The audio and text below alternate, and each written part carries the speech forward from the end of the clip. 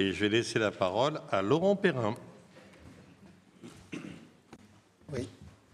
Monsieur le Président, Monsieur le Vice-président, chers collègues, vous nous présentez aujourd'hui le budget supplémentaire 2023 dans la droite ligne de toutes les délibérations budgétaires que vous avez prises depuis le début du mandat.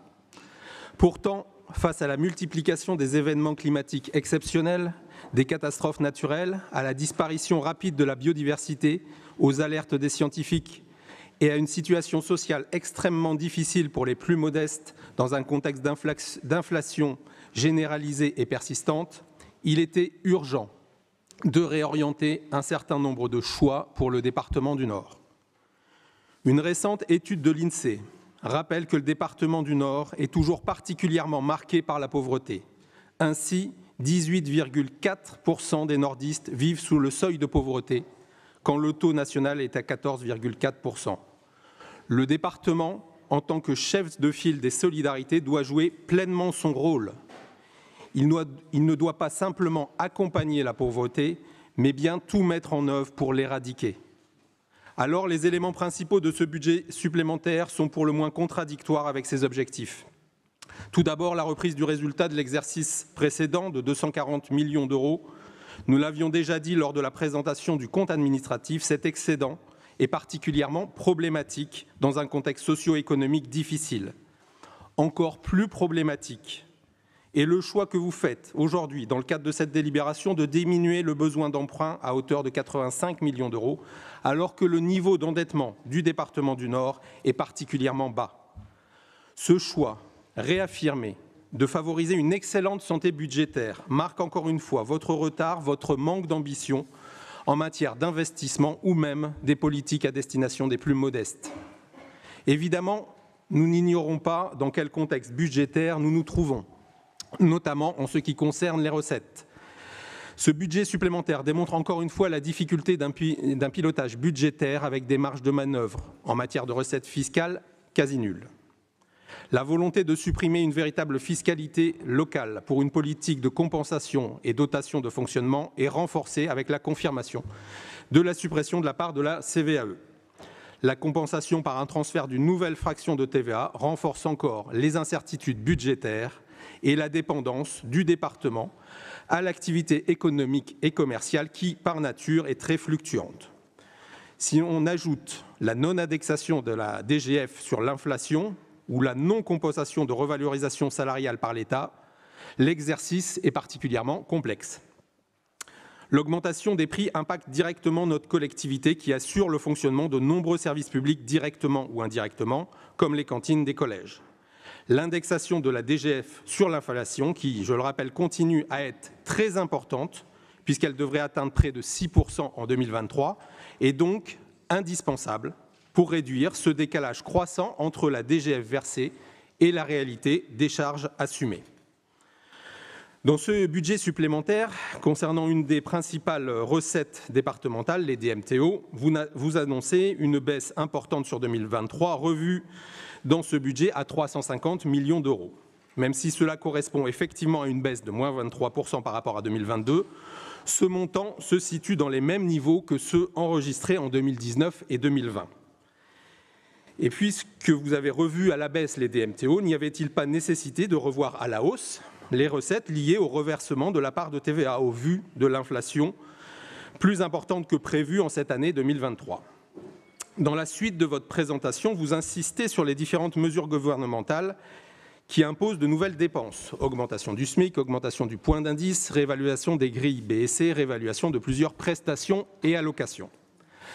Par ailleurs, dans le cadre de la présentation du projet de loi de finances 2024, le gouvernement a annoncé une hausse légitime du RSA de 4,6%, qui représente une dépense supplémentaire de 30 millions d'euros pour le département du Nord, sans compensation à ce stade.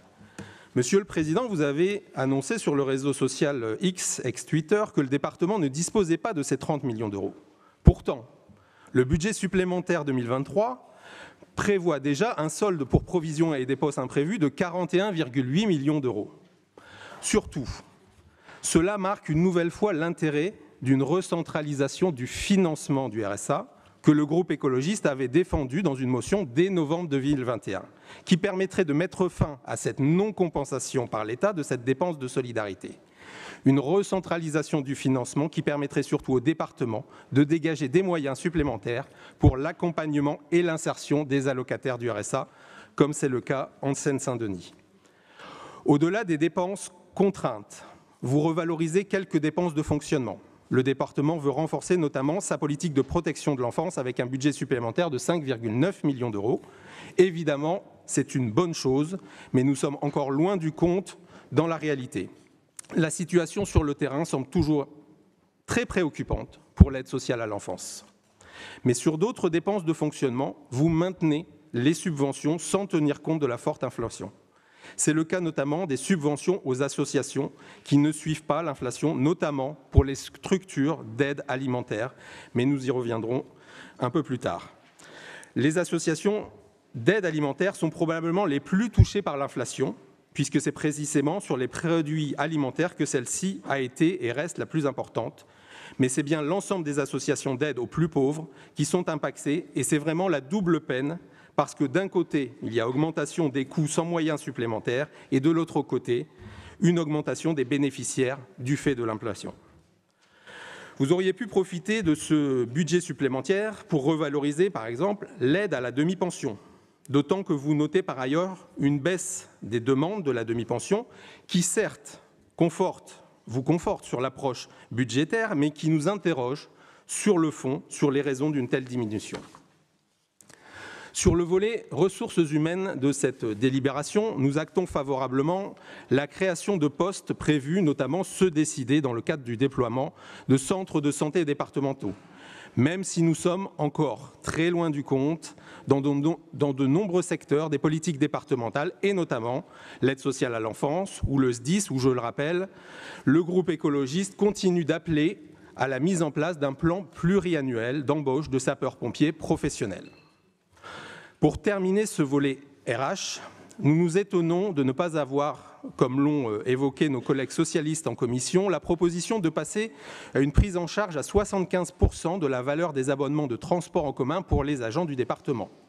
En effet, le décret 2023-812 du 21 août 2023 augmente de 50 à 75% la prise en charge des employeurs publics pour le prix des abonnements à un moyen de transport public ou un service public de location de vélos souscrits par leurs agents publics pour leurs déplacements entre la résidence habituelle et le lieu de travail, à compter du 1er janvier 2023. Nous demandons donc la mise en œuvre sans délai de cette disposition qui est bonne pour le pouvoir d'achat et bonne pour la planète.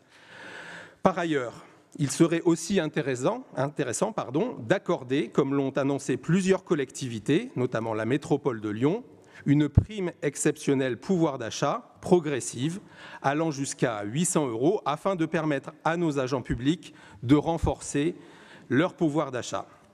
Nous avons un devoir d'exemplarité en tant qu'employeurs afin de préserver le pouvoir d'achat de nos agents, mais aussi en rendant leur métier attractif pour continuer d'assurer à tous les nordistes un service public de proximité, de qualité. Sur les investissements, les crédits supplémentaires inscrits au budget supplémentaire, plus 6,7 millions d'euros, proviennent principalement de décalages, d'opérations et d'augmentation de coûts. Vous le savez, nous avons un désaccord de fond sur les investissements prioritaires que vous avez choisis, et notamment les nouveaux aménagements routiers. Au lieu de mettre réellement les moyens en investissement structurel pour faire face à l'urgence écologique et sociale, et notamment dans la rénovation thermique des bâtiments. Ce budget supplémentaire confirme malheureusement les éléments déjà présentés depuis le début de mandat, et notamment le manque d'anticipation et d'ambition dans les politiques proposées. Il rappelle l'importance d'un pilotage budgétaire plus réactif, notamment à travers cet exercice du budget supplémentaire qui doit davantage coller à la réalité. Pour toutes ces raisons, Monsieur le Président, chers collègues, le groupe écologiste ELV Génération S votera donc contre ce budget supplémentaire 2023. Je vous remercie.